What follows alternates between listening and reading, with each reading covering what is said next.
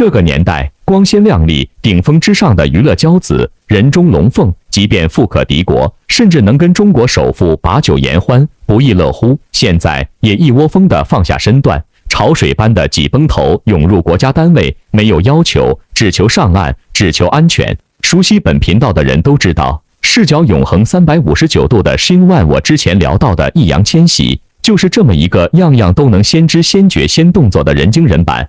因此，鬼聪明的王炸弟弟王一博迅速拐入到了他的电影弯道，只图更快，基本没错。然而呢，曾经被人鄙夷、一眼望到人生尽头的没落的国家编制铁饭碗，现在已经成为了高不可攀的黄金门槛了。甚至连新万我一直看好的这个一战封神的主流加顶流易烊千玺，居然如此屈尊地望断此后的人生，甘心情愿地从万人敬仰和惊叫的亿万宠儿化身成为了一枚小小的社会主义螺丝钉。这种诡异和风向，您能 get 到精华素吗？有趣的是，先知先觉的新万我刚好也是全中国首个指出娱乐圈泛政治化的铁口之人，刚好又是第一个挑明王炸姐姐化身赵副主席的无可限量的政治好处。这种身份明晃晃地得益于赵丽颖的年纪、阅历、资本和能力。这明晃晃也是顶流加主流的易烊千玺和王一博刚刚好欠缺那么一丢丢的。因此，易烊千玺从考公入门开始，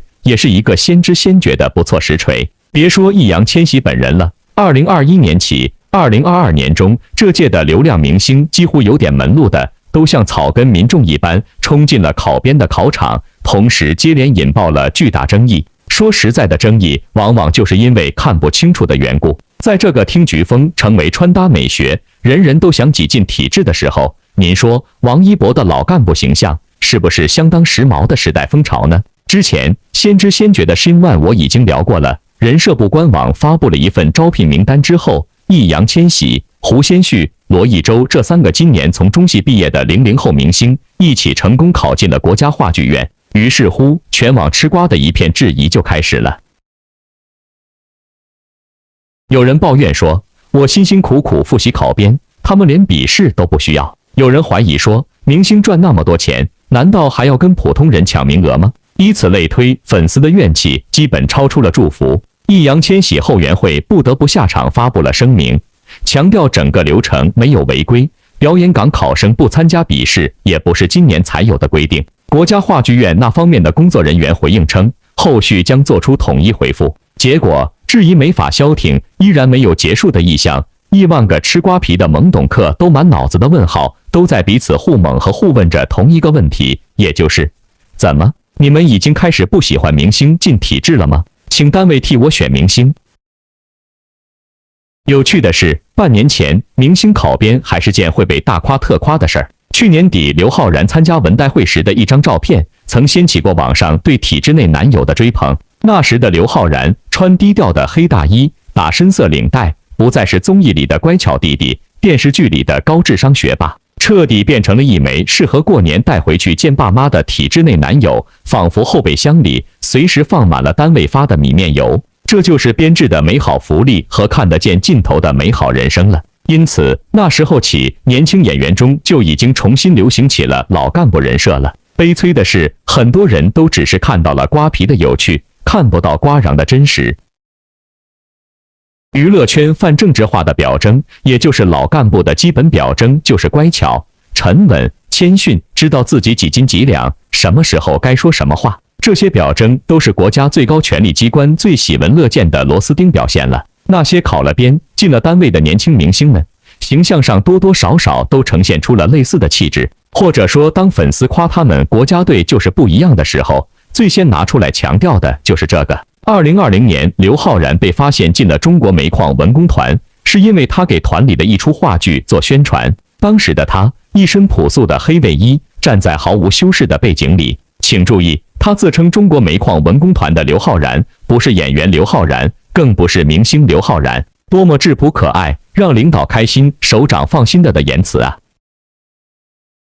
这样子就好像真就是个没粉丝、没名气的小透明话剧演员。关晓彤、张艺兴呢，则是通过人才引进加入国家话剧院，据说签的是合同工，但一样表现得极为谦逊，开口珍惜机会，闭口非常荣幸，最后落到未来一定继续努力，做个好演员。无论是粉丝还是路人，都很乐于在年轻明星身上看到这样的姿态。尤其在娱乐圈还遵循流量逻辑的时候，这些可以被称作单位的剧团、剧院，似乎成了明星的过滤器。第一层滤网叫高能力。要知道，Shin Wan我也聊过了，光有名气没有真本事，国家才不会要你呢。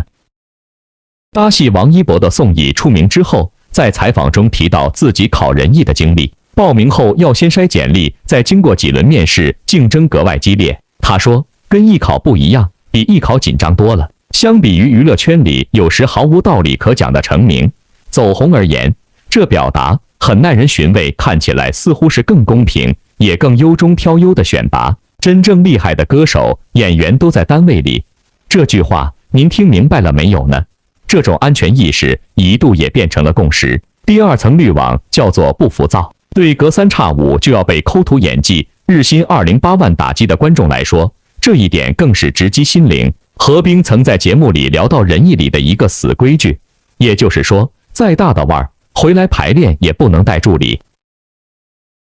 在外面是明星，在人艺这儿就是演员。宁静的编制在上海电影厂刚进场的时候，月薪195元，后来升到国家1级演员，每个月的固定工资是3500。在认识的明星靠脸就能大把赚钱的事实之后，这些单位内的故事对普通人的心理抚慰作用一度是巨大的。于是遇到愿意考编进体制的年轻演员，懂的人都会情不自禁地高看一眼。进编制似乎意味着本来可以靠脸轻松捞一笔的年轻人，愿意收敛锋芒，谦虚做人，谋求一种更长远的发展。这种所谓的更长远，说白了跟安全息息相关。反过来，放弃编制走向市场的人，则要经受非议和白眼。蓝盈莹被爆出从人艺辞职后，就经历了一场大型的脱粉回踩，最多的声音是说她飘了，不踏实。听起来是不是很烧脑和奇幻呢？当普通人和明星的收入差距赤裸裸地被摊在明面上，大家开始本能地对赚钱至上的逻辑感到厌烦。然而不知不觉中，又开始对另一种标准投去崇拜的眼神。当过滤器变成镀金器的时候，表明大势所趋已经历史定格了。某种程度上来说，像易烊千玺这种挑不出毛病的00后形象，原本是很符合大家心中的编制内人设的。易烊千玺够低调，不会隔三差五搞绯闻炒作；易烊千玺够谦逊，自带巨大流量，却愿意在费力不讨好的证据、社会议题电影里打转。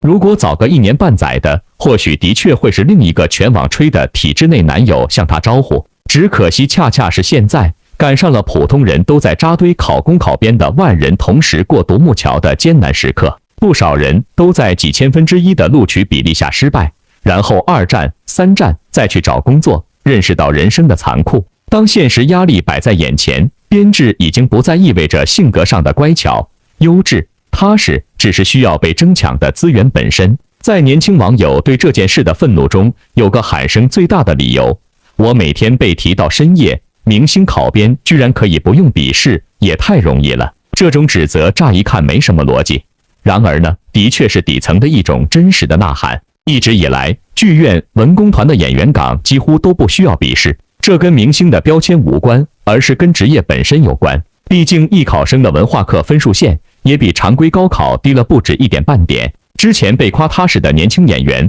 被赞厚积薄发的老戏骨，多半也没做过笔试题，但当时没人会要求他们回去重考，只会看到不浮躁、肯钻研、有艺术理想。刘昊然进入煤矿文工团的时候，有文章是这样写的：演员岗位没有笔试，全靠专业技能来撑着，录取难度很高。中国话剧团的田团长在采访中透露说，关晓彤是被剧院主动吸收的，也没人嫌关晓彤没考试挤占了他人的资源。在娱乐圈遍地金钱的时候，进体制3个字本身就代表着约束，代表着你可能需要推掉动辄几十万一场的商演，去剧院里演一场门票人均200的话剧。这到底有什么好处呢？好处大大的有，可当稳定胜过机会的逻辑逐渐蔓延，已经不只会在普通人身上应验，曾经的过滤器自然会变成镀金器。在应届生削尖脑袋想挤进编制的同时，明星们也不断在向主流靠拢，年轻一代纷纷努力考编进单位，抢着捧起铁饭碗，没有愣头青，个个摆出后生晚辈需要多多学习的姿态。名气越大，起点越高，越是稳重的像机关办公室里那个最有前途的新人。因此，自带流量的小生小花，以前最好的资源是轻松简单又容易火的古偶剧、青春剧，现在都是农村题材、基层题材。说到这，您看懂了没有呢？如果没有的话，证明您还没有把本频道过滤一遍。懂的人，一方面能跟老演员同台切磋，获得磨练演技、爱学习的正面称赞；另一方面还能踩中体制内男友的审美。还是那句话，如果早个1年半载，这件事不仅不会引起争议，还能降维打击某些不懂的人。有流量却性格低调，现在的标签都是有自知之明的年轻人，附加值就是大学成绩不错，又有高口碑作品，也符合大众眼中的高能力。只可惜晚毕业了1年，情况就变了。现在不平衡、输不起的只有普通人，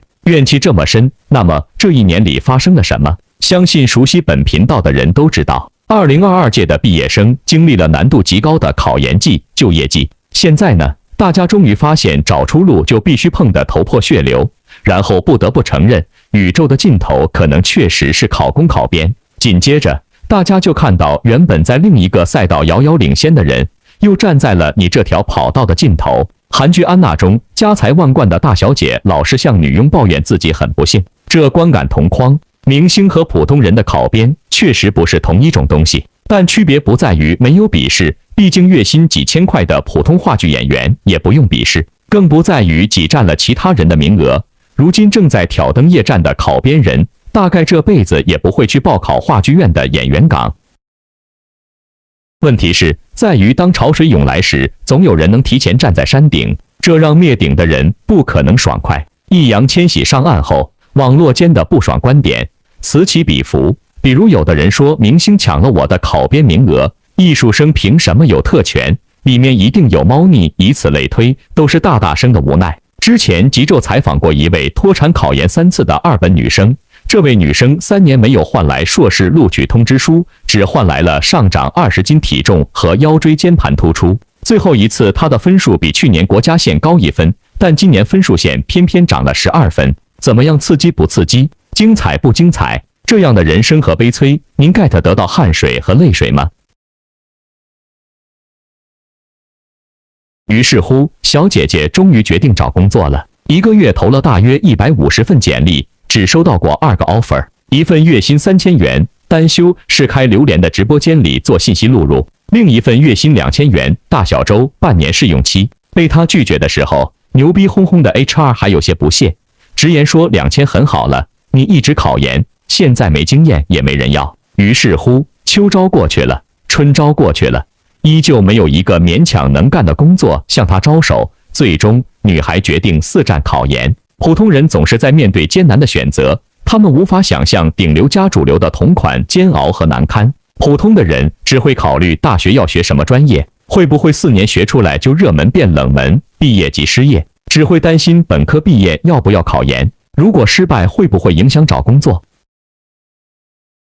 只会了解第一份工作要不要去大厂，赶上裁员怎么办，只会忧愁考公考编该选什么岗位，要不要为了保留应届生身份暂时放弃就业。于是乎，这些普通人选与被选都是胆战心惊，结果一抬头却发现有人已经把几个选项捏在手里。相比之下，您作为当事人，第一反应是满意还是不满呢？看到易烊千玺的成功上岸，看到赵丽颖的赵主席款，不少人都会问出一个同款的问题，那就是凭什么站在金字塔顶尖上的人永远能拥有更多选择呢？申万，我只能说，明星考编被骂，真的不全是明星自己的问题。全中国流行内循环，千军万马过独木桥，也能怨谁呢？这是命。这半年来，考研、考公、省考、教资，几乎每一场考试都要上热搜。宇宙的终点是那么的遥远，当通道变窄，可供普通人腾挪的余地越来越小。在焦灼的情绪下，一切跟前途有关话题都成了舆论场上一碰就炸的火药桶。网红、名人们的学分绩点、学历含金量都被大众更加严苛的反复审视。考研中的泄题、毕业论文中作弊事件，也总比以往引发更强烈的愤慨。看似人们越来越无法忍受身边那几只洋洋得意的青蛙，但这些怒气真的是因为青蛙导致的吗？我不拒绝踏进这条河流，我应该做的全都做了。这就是当下的社会心理，每个人都不怕输，但是天天都在输，又代表着什么呢？严重内卷化的中国，泛政治化的娱乐圈，处处都是上岸求存的最后最大的人生呼声了。只能说，王炸姐姐赵丽颖这2年的努力，一丝一毫都没有白费。因为每个人的终点不都是要赢吗？谁真正在乎过你路上的头破血流、伤痕累累？已经开始超越自己，弯道易烊千玺的王一博，又何尝不是上岸的稳妥、流量的卸货吗？因为流量再大，也抵不过一夜爆破、倾家荡产。只有考公上岸，成为真真正正的老干部，那么永远伟光正的国家机关大家庭，才是每个肉体凡胎的最佳庇护所。您说对不？